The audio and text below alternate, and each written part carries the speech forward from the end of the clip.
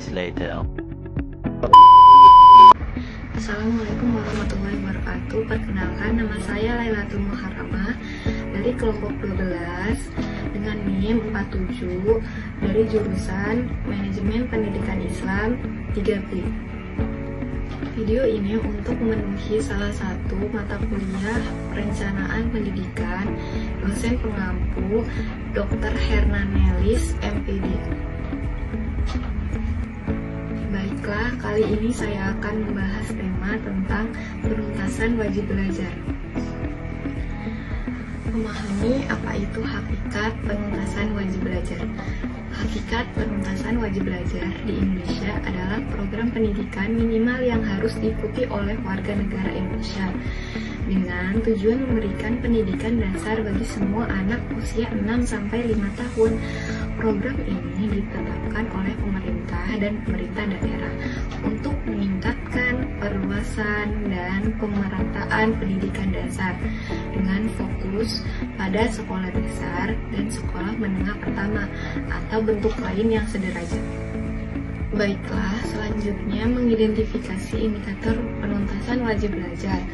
Indikator pencapaian program wajib belajar adalah kinerja pencapaian angka partisipasi kasar atau disebut dengan APK dan angka partisipasi murni atau disebut dengan APM untuk jenjang pendidikan SD sampai SMP sebesar 90% Bank Dunia 2004. Angka partisipasi kasar atau APK adalah persentase jumlah siswa keseluruhan terdapat jumlah penduduk di jenjang tertentu. Membuat formula perhitungan indikator wajib belajar. Indikator perhitungan wajib belajar dapat dilihat melalui beberapa indikator. Salah satunya adalah angka partisipasi kasar atau APK. Berikut rumus perhitungan rumus APK. APK sama dengan jumlah siswa pada jenjang pendidikan usia sekolah bahasa Indonesia 100%. APK sama dengan penduduk usia sekolah jumlah siswa pada jenjang pendidikan bahasa Indonesia, di mana jumlah siswa pada jenjang pendidikan adalah jumlah siswa yang lulus pada jenjang pendidikan tertentu. Penduduk usia sekolah adalah jumlah penduduk yang berusia sekolah biasanya antara 5-18 tahun. Kriterianya yaitu semakin tinggi APK berarti semakin banyak anak usia sekolah yang bersekolah pada jenjang pendidikan tertentu. 1. Identitas indikator wajib belajar. Angka partisipasi kasar atau APK yaitu persentase jumlah anak yang bersekolah dibandingkan dengan jumlah anak usia sekolah.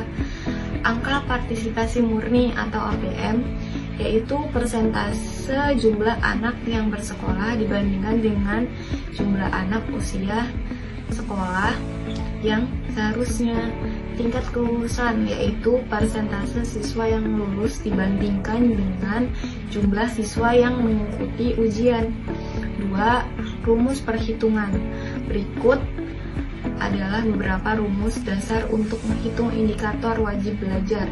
A. Angka partisipasi kasar atau APK. APK sama dengan jumlah siswa dibagi jumlah anak usia sekolah dikali 100%. Angka partisipasi murni atau APM. APM sama dengan jumlah siswa yang bersekolah dibagi jumlah anak usia sekolah yang seharusnya dikali 100%. C. Tingkat kelulusan. Tingkat kelulusan sama dengan jumlah siswa lulus dibagi jumlah siswa yang mengikuti ujian dikali 100%. 3. Pengumpulan data. Kumpulkan data yang diperlukan seperti jumlah siswa, jumlah anak usia sekolah, dan data kelulusan. Pastikan data akurat dan diperoleh dari sumber yang terpercaya seperti Dinas Pendidikan. 4. Analisis data. Gunakan rumus di atas untuk menghitung masing-masing indikator. interpretasikan hasilnya untuk menentukan efektivitas program pendidikan di daerah tersebut. Contoh perhitungannya, misalkan jumlah siswa sama dengan 800, jumlah anak usia sekolah sama dengan 1000, jumlah siswa lulus sama dengan 720, jumlah siswa yang mengikuti ujian sama dengan 750. Cara menghitung APK-nya, APK sama dengan 800 dibagi 1000 dikali 100% sama dengan 80% hasilnya. Yang kedua, menghitung tingkat kelulusan. Tingkat kelulusan sama dengan 720 dibagi 750 dikali 100% sama dengan 96% hasilnya. Dari perhitungan di atas, kita dapat menyimpulkan bahwa tingkat partisipasi pendidikan di daerah tersebut cukup baik dengan APK sekitar 80% dan tingkat kelulusan sebesar 96%. Selanjutnya, strategi pelaksanaan wajib belajar. Strategi pelaksanaan wajib belajar di Indonesia saat ini dilaksanakan dengan menerapkan beberapa pendekatan, meliputi pendekatan budaya. Sosialisasi wajib belajar dilaksanakan dengan memanfaatkan budaya yang berkembang di daerah tersebut.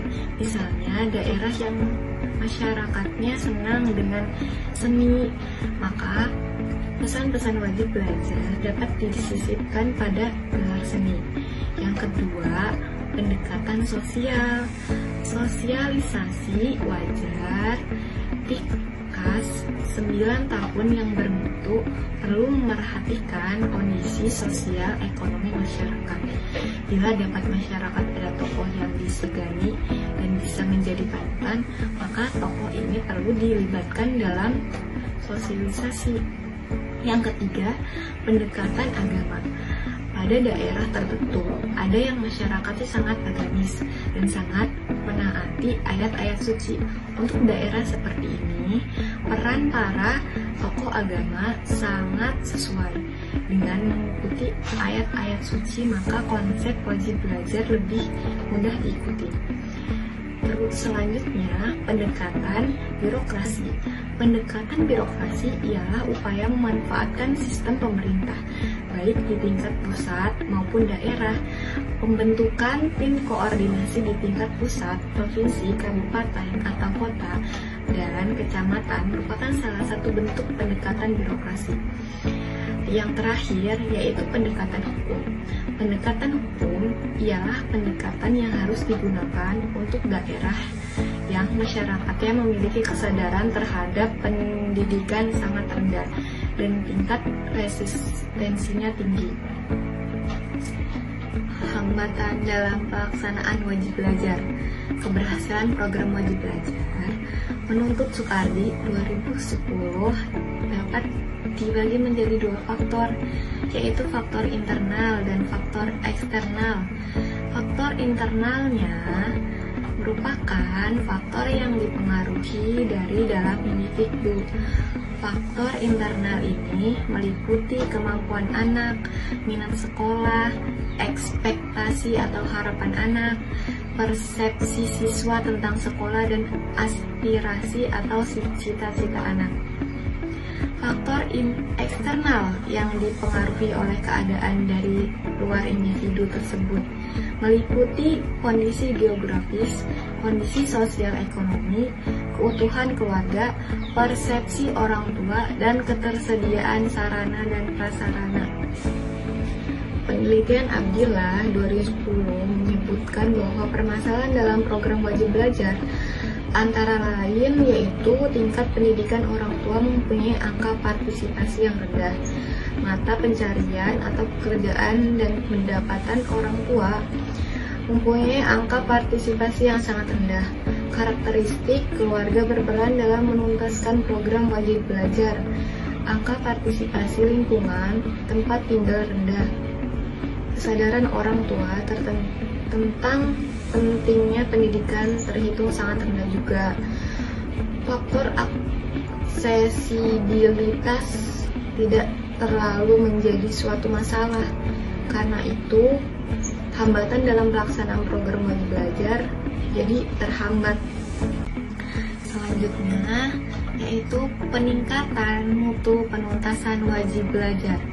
Pembahasan tentang mutu biasanya tidak lepas dari tonggak sejarah yang menempatkan mutu sebagai esensi utama yang harus dipertimbangkan dari sebuah rencana kerja atau produksi.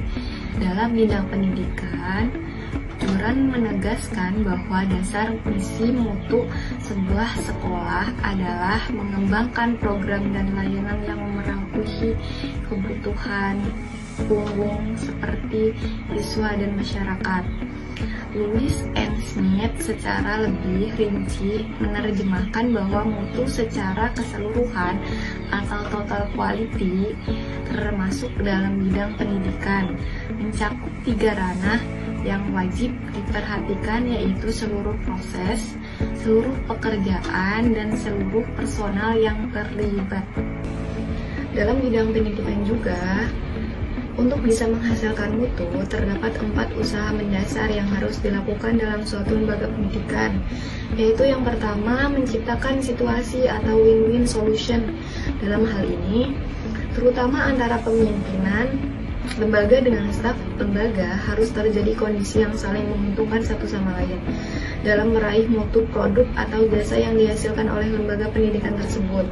Yang kedua, yaitu perlunya ditumbuh kembangkan motivasi intrinsik pada setiap orang yang terlibat dalam proses meraih mutu.